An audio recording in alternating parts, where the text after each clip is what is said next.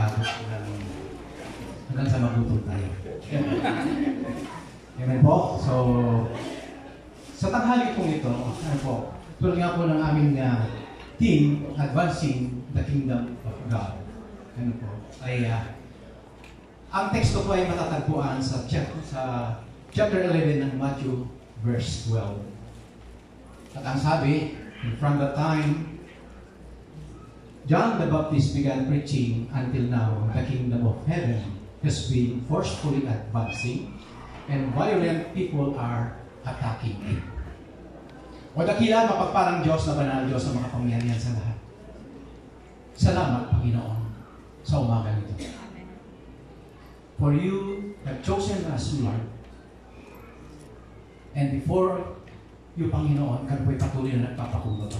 And once again, Lord, patuloy namin na i-acknowledge sa aming presensya, sa aming kalagitnaan. We welcome you, Holy Spirit. You are our great teacher today. And once again, hide your servant under the shade of your wings, O God. And let your anointing be upon them. Lord, we bless your name. In Jesus' name, Amen. Amen.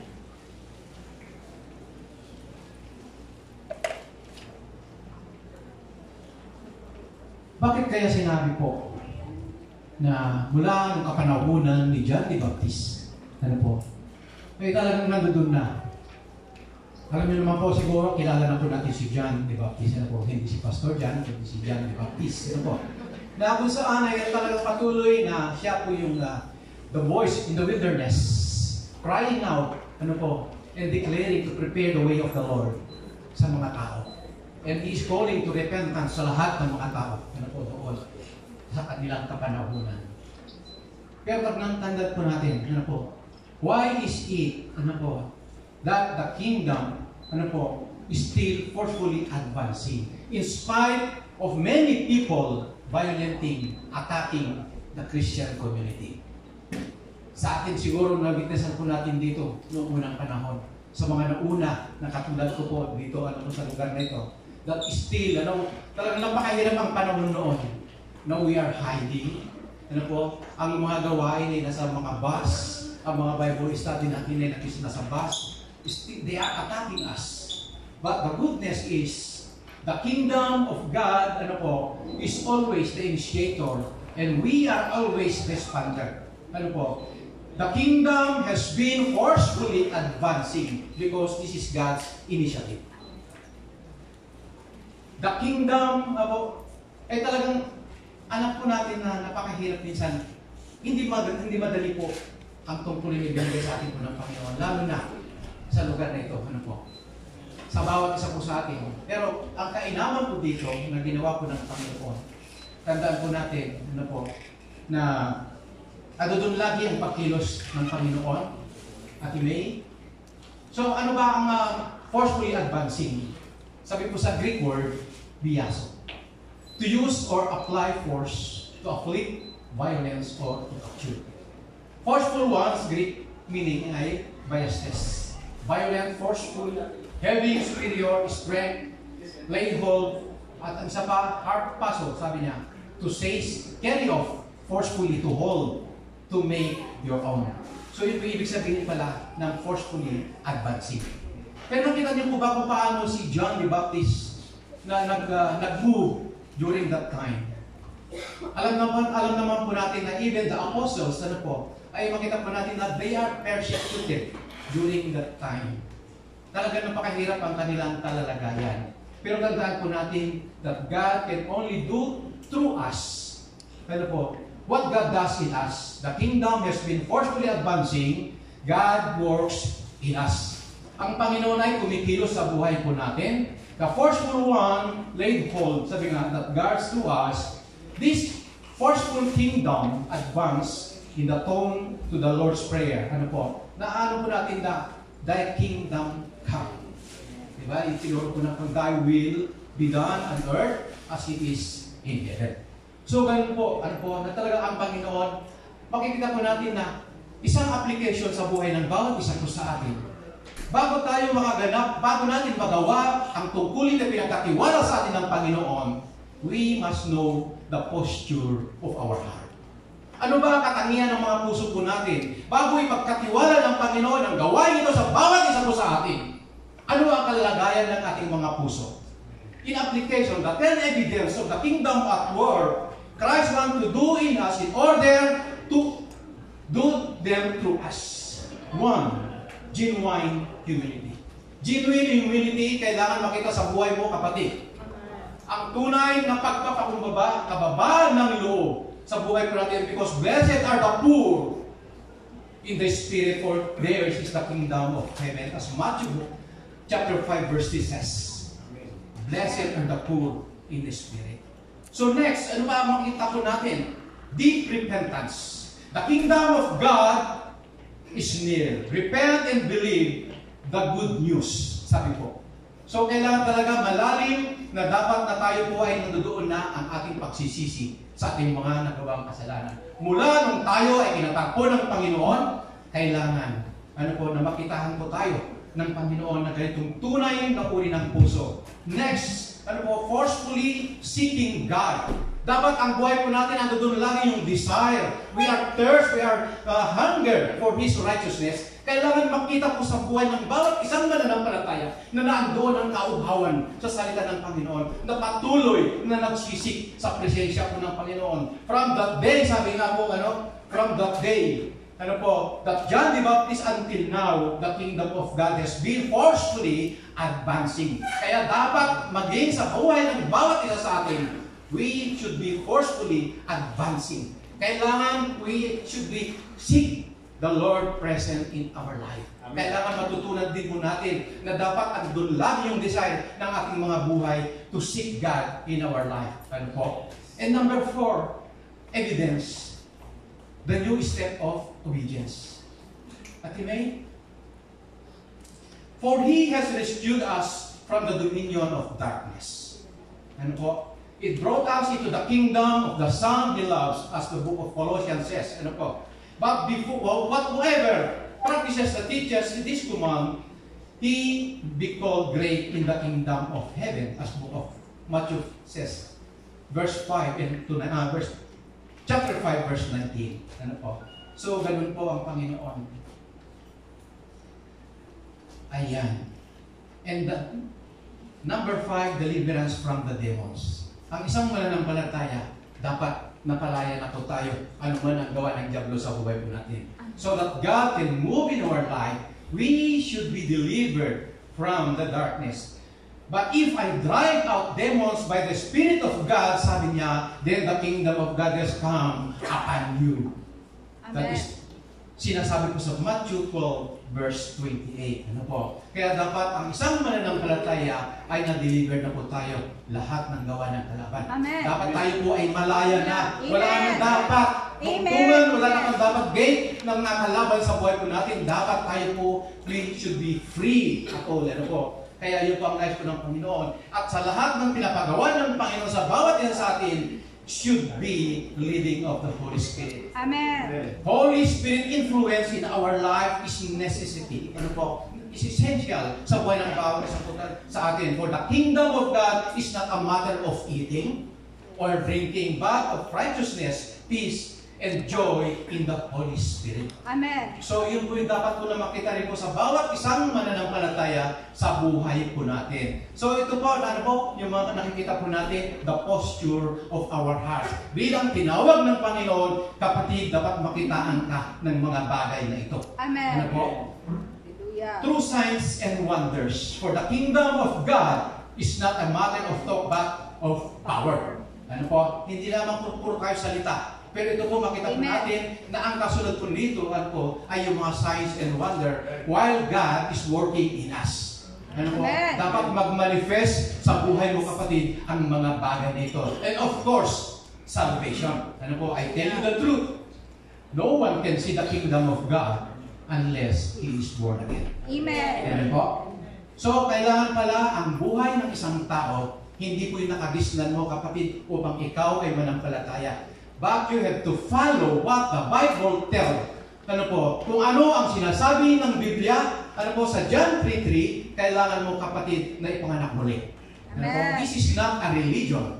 But this is a transformation and relationship with Jesus Christ. Amen. Amen po? Amen. Palakpakan nga po natin ang Panginoon. Number 9, the supreme love of Christ. The kingdom of heaven is like a net that was let down into the lake and caught all kinds of fish. All kinds of fish. Pero kung ikaw, kapatid, ay ginagamit ako ng Panginoon, huwag kang mamimili. Di ba? Kung saan ka dinala ng Panginoon, kung ano ang kaluluwa na nais ng Panginoon na bahagian mo ngayon. Di ba? Kasi lahat ng uri ng isda, ay hindi nang gusto mahuli ng net neto. So dapat tayo pa ay naihalin tulad din po ng isang net upang manghuli. Kaya you are the fisher of man. So yun po yung nais ng Panginoon sa bawat isa po sa atin. So the kingdom of heaven is like a merchant looking also a fine pearl. Na talagang doon yung sigasig kapag kahanap ng kayamanang ito, ng isang merchant. So dapat talaga ay makita sa buhay ng bawat isa po sa atin. And lastly, the martyr who died for Christ. Ito po, nung mga panahon talaga ng mga disciples, mga apostles, ay talagang their life, inilaan ang kanilang mga buhay para po sa gawain ng Panginoon. For the gospel's sake, alang-ala, iniwanan po nila lahat ng bagay, masunod lamang nila kung ano ang ipinapagawa ng Panginoon. So this is a challenge for us. Lalo na sa mga mag-graduates ngayon. This is a challenge for us. So blessed are those who are persecuted, sabi po, because the righteousness and of theirs. Ulitin ko po, blessed are those who are persecuted because of righteousness, for theirs is the kingdom of heaven. Kaya, tandaan po natin, hindi nga po talaga mahirap ang ipinapagawa ng Lord sa bawat isa po sa atin. We are persecuted, we are struggling, lahat po ng bagay ay nariyan. Lalo na sa mga pastors, and I do believe sa mga bagong mag-graduate, sa mga nag-aral, tandaan po natin, this is a challenge for you, mga kapatid. Since the kingdom of God advance along relation lines, the deeper and work of God, kingdoms, and more forcefully and effectively, we can rationally advance Christ's kingdom too. Kailangan po talaga, ngayon ang dapat po natin gawin? Ang sinabi sa Jeremiah, chapter 1, verse 10, to be fulfilled through us, sabi niya, it must be fulfilled in us. The kingdom need to do in us in its demolition for first. Demolition works first, then the construction work. Then He can do the same work through us in the lives of others in the region where we serve. Tanda po natin, ang sinasabi po sa Jeremiah, una po dito yung demolition. Bakit sinabing demolition muna? Sisirain muna, tapos you have to rebuild. Rebuild, siyempre, panibagong mag-anyo na pag nirebuild mo. Ang buhay po natin, na-demolish ito nung nakilala na po natin ang Panginoon. The old is gone and the new has come. Amen. Amen po? Yun po yung buhay ng bawat isa sa atin. Dahil tinatag ko na po tayo ng Panginoon.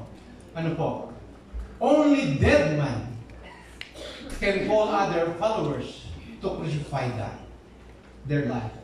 Only who have dealt with their own sin can lead others to live with their sins.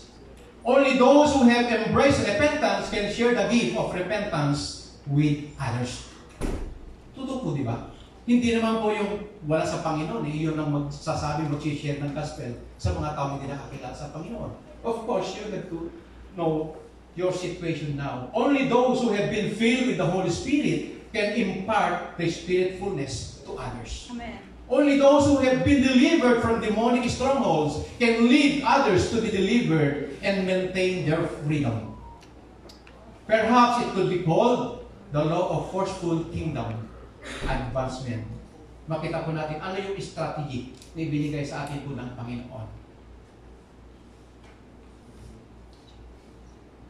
The challenging truth and the glorious truth. Next, makita po natin dito. There are 3 challenge truth na mababasa po natin. Dito po sa ating pong nabasa kanina sa John. And even at the book of John 12:24 says, Ano po? Most assuredly, I say to you, unless the grain of wheat falls into the ground and dies, it remains alone. But if it dies, it produces much grain. Amen. Ano po? Ano ang ibig sabihin po nito sa buhay ng bawat isa sa atin? Ano ang implication sa buhay ng bawat isa po sa atin? Na bilang mananampalataya, ano po? Ito po ang po dito sa ating book na nabasa, ano po? In the same way, sabi niya, unless we die to self, we cannot advance the kingdom of God. Kailangan ang sarili mo, kapatid, hindi dapat magiging self-centered ka. Kailangan matutunan mo ang ipinapagawa ng Panginoon sa iyo. Dying to itself means putting others before ourselves. This is the challenging because we are naturally self-centered. Yun po yung buhay ko natin talaga, self-centered po tayo. Pero nung nakilala natin ng Panginoon, nung tinatagpo tayo ng Panginoon, dapat, mawala na yung ating tayo po ay makasarili. We have to think about others. Amen. Kasi sila po, kung natanggap mo ang kaligtasan, kapatid, you have to share also with free. Dapat ito po ay free na ibinabahagi po natin. So this is the challenge of Jesus Christ to everyone that you should die. Hindi naman po physically na ikaw ay mamatay, kapatid. Hindi yung katawan mo ang mamatay, pero mamatay kung ano ang uri na meron ka, your character. Kasi yun ang tinitingnan ng Panginoon, the posture of your heart. How you are going to involve yourself in the ministry of God, in advancing the kingdom of God. Paano mo isasayang yung sarili, kapatid, kung ikaw ay makasarili naman pala. So it is useless. Kaya this is the challenge number 1 sa bawat isa po sa atin. Challenge number 2, Jesus called us to hate our lives in this world. Marami po kasing nag-enjoy sa takbo ng mundong ito. But the book of Romans says, renew your mind. Huwag ka nang umayo sa takbo ng mundong ito. Amen. Magbago ka na. Amen po? How he loves his life, sabi nga, lose it. Sa book of John 12, verse 25. We are not to love our lives in this world. In fact, we are called to hate the lifestyle in this world, called us to a self-centered being. It is a challenging to denounce a world of comfort and self-love to sacrificially put others. Ilagay po natin ang mga unang iba bago tayo. Lahat po tayo ay tinawag po ng Panginoon. Lahat po tayo, ilan po ba ang mga bago, mga invited? The first time na naka-attend sa mga ganitong gawain? Meron po ba? Can you raise your hands? 1, 2, meron po? Tuloy po ang Panginoon sa inyong buhay. Ano po? So ito po yung nais ng Lord sa buhay ng bawat isa, sa mga lingkod ng Diyos, sa mga tinawag ng Panginoon, at sa mga future na magiging pastors, sa mga future na nagdi-desire na maglingkod sa Panginoon. God is challenging us. Ano po? First, you should die to yourself. Second, you should hate your lives in this world. Ano po? Huwag ka lang sumang-ayon sa takbo ng mundong ito, kapatid. Mag-iba ka na. Amen. Ano po? Kailangan mag-iba tayo ng direksyon. Kasi God is leading us to His kingdom. God is using us to forcefully go advancing His kingdom sa gawain ito, dito sa lugar natin pinalalagyan. Kaya yun po yung nais po ng Panginoon na maganap sa bawat isa po sa atin. And challenge number 3, Jesus called us to follow and serve Him. If anyone serve me, he must follow me, and where I am, there my servant will be also. Tandaan mo natin, God is always with us. And He will never leave us nor forsake us. Amen po? That is the promise of God sa buhay po natin. Kaya dapat ikaw, kapatid, doon lagi yung desire po natin ngayon na mapaglingkuran ang Panginoon. Hindi lamang ikaw ay naka-duty o hindi lang na pag ikaw ay naka-assign sa ministry ngayon, ay doon ka lang mag-serve sa Panginoon. Dapat lagi na nandoon sa puso ng bawat isa po sa atin to serve the Lord. Amen po? Amen. Dapat talaga, minimiti po natin na tulad nga po ng isa pusa na nauuhaw lagi sa tubig, ay dapat ganun po tayo, na mauuhaw po tayo, na makapaglingkod po sa Panginoon. Sapagkat kung wala, yung mga nauna sa atin, dito sa lugar na ito, siguro wala ang gawa ng Panginoon. They sacrificed themselves. Naging martyr po sila at marami, tandaan po natin, marami sa kanila ang kinuharan po ng buhay. Ang buhay po nila ang nakatayan noon. And even up to now, still, our life is in danger. Sabi nga, but praise God, dahil yung biyaya ng Panginoon sa buhay po natin, ang Panginoon na hindi niya tayo iniiwan. Amen. Kaya nga po ang church ay umabot na po ng 22 years. God. Dahil mabuti ng Panginoon, binantayan po tayo ng Panginoon sa ating mga panaginip, sa mga ay nagpakita ng Panginoon ng mga kapahayagan. Kaya sa number mula noon hanggang ngayon, salamat sa Panginoon dahil hindi niya tayo pinabayaan. Amen. Kaya maging sa buhay ng bawat isa po sa atin. Kaya nakita po natin, the challenge ng bawat isa sa atin lahat. Kaya yung mga bagong graduate, sino po yung mga mag-graduate ngayong umaga? Sa mga nag-aral sa ating pastoral, sa Alliance, can you raise your hand please? Ayan. Bawat isa. This is the challenge for you, my brethren. Jesus is challenging you right now. Are you ready to offer your life for the sake of the gospel? Amen. Papuri po sa Panginoon. Tandaan po natin that in spite of this challenging, there's a promise of God for us. There is a promise of the Lord for us, and we can see the three glorious promise of the Lord. Next, the three glorious truth. Jesus promised us that we will bear fruit. Tayo po ay mamumunga. But if it dies, sabi nga yung luto na itanim, it will bear much fruit. Diba? Yun po yung proseso po na sa isang buto, kailangan talaga mamatay. Sabi nga, mamatay in the sense na ililibing mo siya kasi sa ilalim ng lupa. Yun yung niya ililibing mo ang butong ito at pag ito ay nabuhay na, ma-overcome niya yung lupa na nakadagan sa kanya at nagkaroon na siya ng buhay. Ito po ay mabubuhay hanggang sa ang kanyang abutin ay taas. Maaari depende po kung anong klase ang itinanim. At ito ay mamumunga. Ganon din po sa buhay po natin, mga kapatid. Kaya masabi kanina, you should be die. Tayo po dapat ay mamatay. Not physically. But yung ating pong attitude as self-centered, kailangan po ito ang mawala sa buhay ng bawat isa sa atin. So that we can go forcefully advancing the kingdom of God. Amen. Kailangan po, mga kapatid, kailangan talaga mag-pursue po tayo. Kaya if you are willing to sacrifice yourself for the sake of the gospel, kailangan talaga. But remember that God promised, that you will bear much fruit. You will bear much fruit. Jesus tells us that our death is not in vain. When we die to ourselves and put others above us, we will make a difference in advancing God's kingdom. Amen. And number 2, promise of Jesus Christ. Jesus promises us that we will find a new life and keep it.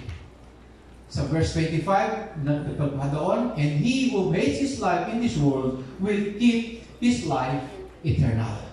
So, doon ang buhay na po natin. Ibinigay na ng Panginoon ang buhay po natin. Kaya, kailangan kapatid, bilang pasasalamat po natin sa kaligtasan na binigay ng Panginoon sa bawat isa po sa atin, kailangan we have to pursue His righteousness. We have to pursue and desire, para mag-advance ang kingdom ng Panginoon wherever we go. Saan man tayo dadalhin ng Panginoon, dapat andun lagi. Dala-dala po natin. You are the ambassador of Christ. Amen. Dala-dala mo ang pangalan ng Panginoon, dapat go and make disciples into all nations. Yun po yung nais ng Panginoon sa buhay po natin. Kasama ka, kapatid. You are part of God's plan, salvation of humankind. Kasama ka. Bakit? Because God giving us a task that we should go and bear much fruit. God is giving us a task, that we have to go into all nations, and make disciples. Yun po yung nais po ng Panginoon sa buhay ng bawat isa sa atin. Jesus tells us that eternal life awaits the one who hates his life in this world. If Christ dwells in us, within us, as master of our life, we will have eternal life. Kaya meron kang kakayahan, kapatid, na makapagbahagi din po. Because, paano mo ibabahagi ang kaligtasan kung ikaw mismo ay hindi mo alam na ikaw pala ay ligtas na? Di ba? So, ito yung isang uri ng puso na dapat meron ka. Of course, natanggap mo na ang kaligtasan na biyaya ng Panginoon sa buhay po natin. Amen. Sapagkat kung wala naman po ang Panginoon sa buhay po natin, ano ang pagkakaiba mo sa mundo na ating ginagalawan? Ano ang pagkakaiba mo sa mga hindi mananampalataya kung wala naman palang nabago sa buhay mo? Diba? Kaya the old is gone, sabi nga po, dapat mawala na yung lumang pagkatao po natin. And number 3 promise of God, that number 3 promises of Jesus Christ, Jesus promises us that the Father will honor us. Kung patuloy natin na ginagawa at ginagampanan ang gawain po ng Panginoon sa mga ministry na pinagkatiwala sa atin ng Panginoon, of course, pagdating ng panahon, if we will meet our Savior, ano ang sasabihin sa'yo ng Lord? Hindi mo ba minimithi na sa pagharap mo sa Panginoon, kapatid, ay sasabihin niya, well done, my faithful servant. Hello? Dinideserve natin na pagharap po natin sa Panginoon ay ganun ang sasabihin ng Panginoon sa atin? Palakpakan natin ng Panginoon. If anyone serve me, the Father will honor him. Jesus reminds us that God the Father honor the one who serves Christ and follow Him. Totoo naman po yun talaga. Kaya lahat ng ating pagpapagal ay hindi po nawawalan ng kabuluhan. Lahat po ng ginagawa po natin for the sake of the gospel, ay hindi mawawalan ng kabuluhan, mga kapatid. Kaya this is the challenge for us. Kailangan sa bawat isa, sa bawat pastors, sa bawat nagdidesign na magiging pastors, and all the workers of God, tandaan po natin, hindi dadating ng panahon na hindi ka dyan lamang sa iyong kinalalagyan. Amen. Kailangan talaga mag-advance din tayo. Amen. Tumaas din po ng antas ng ating paglilingkod po sa Panginoon. Amen. Kaya nga, ito yung design ng puso natin eh. Sa akin po ng aking nung unang makilala ko si Lord, pag nakakapanood ako ng mga video na nag-share, sabi ko kaagad, Lord, one day I want to become like Him. Hindi ko sukat akalain na yung pala, isa rin ako ngayon natatayo sa harapan ko ninyo. Nasa sitting ministry ako noon eh. Parang nahiya lang ako. Not only sitting ministry, nasa sa kitchen ministry. Tagahugas ng pinggan, minsan, taga-ayos ng upuan sa church. Yun talagang naano ko po noon eh. Kasi ang desire ko, Lord, I want to serve you. One day, sabi ko, nakita ko yung nag-teach, I want to be like Him, Lord. So, hindi naman na gagayan mo na ako. Ano ang pagkatawag sa iyo ng Panginoon, kapatid? Because God chose you. Amen. You didn't choose God. Amen. Ang Panginoon ang pumili sa bawat isa po sa atin. Hindi ikaw ang pumili, kapatid. Ano po? Meron ba sa atin ang pumili sa Panginoon kaagad? Wala. Kaya nga tayo minsan ini-invite eh. Ini-invite na nga tayo, nahihirapan pa yung nag-i-invite sa atin. Di ba? Matigas pa rin minsan yung ating puso. Kaya kailangan mabago ito eh. Amen. Kasi tanda po natin, the end is near. At hindi babalik ang Panginoon, sabi nga, hanggat hindi na ipamamahagi ang salita niya sa buong mundo. Amen. Sa anumang kaparaanan ngayon ng Panginoon, God wants us to move forward, advancing His kingdom forcefully. Kailangan gawin po natin with power din na rin po ito. Hindi yung lalamya-lamya po tayo, nakikilos para gawin ang gawain ng Panginoon. Hindi po. Kailangan talaga maging matatag ka, kapatid. Panindigan mo ang pagkatawag sa iyo ng Panginoon. Amen. At huwag kang susuko. No turning back. No turning back.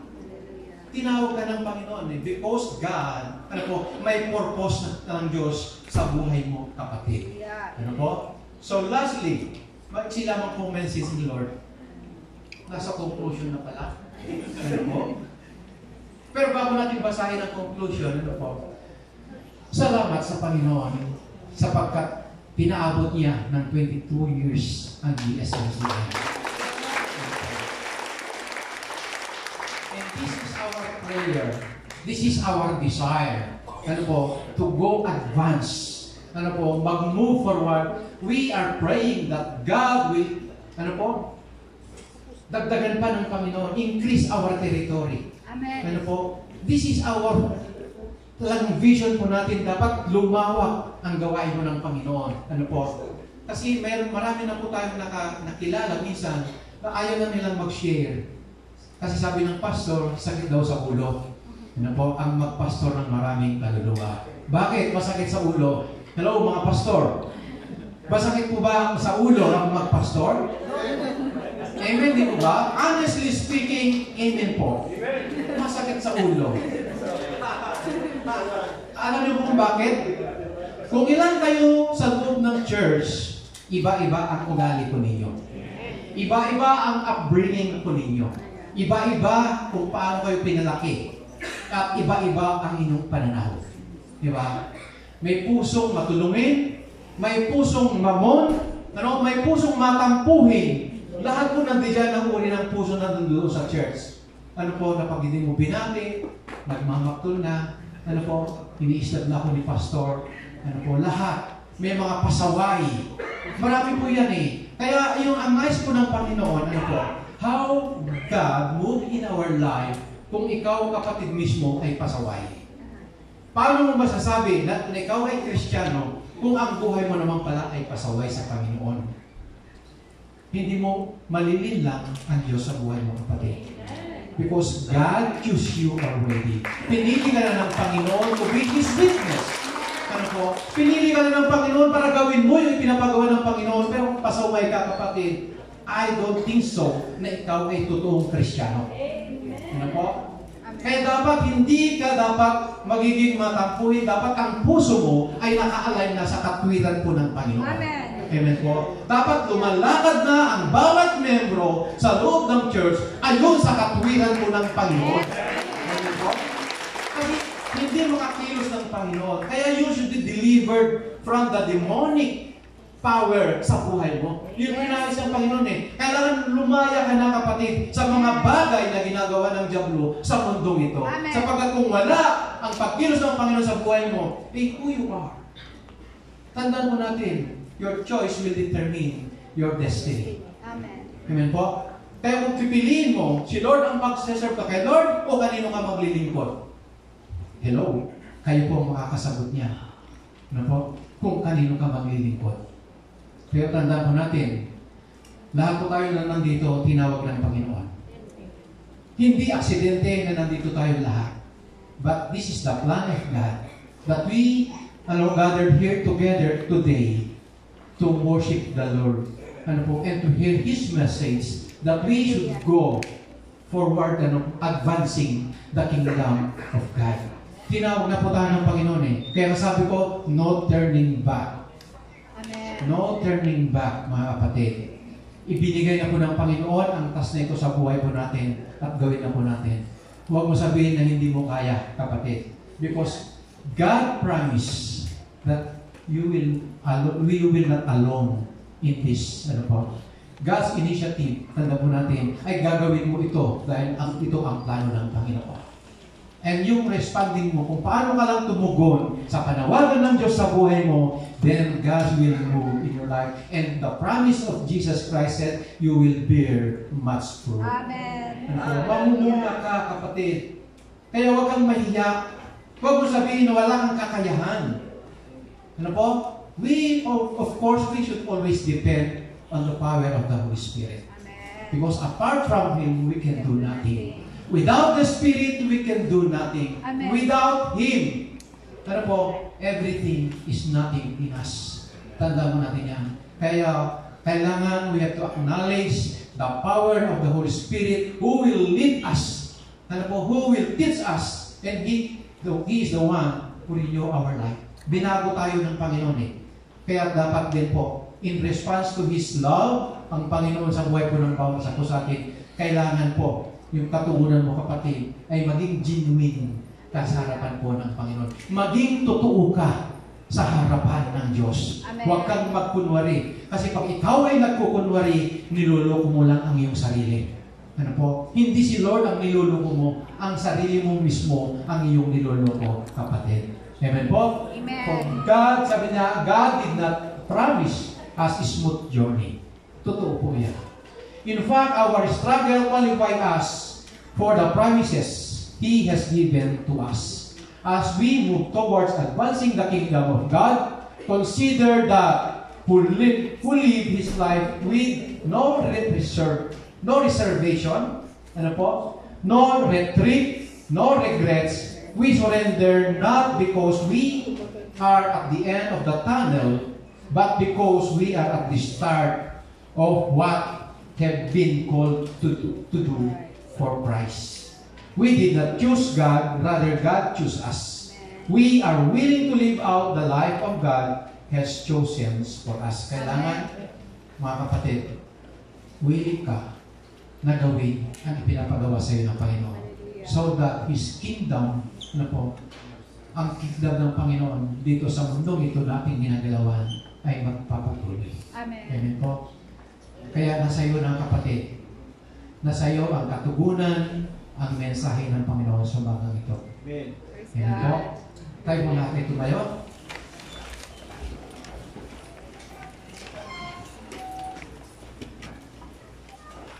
Patuloy natin na damihin ang Diyos sa ating presensya. Ang presensya ng Panginoon sa bagang ito sa ating kalagitnaan. Tandaan mo kapatid, na tinawag ka ng Panginoon. God chose you and He called you for His purpose. Tandaan mo kapatid, na may layunin ng Diyos sa buhay mo.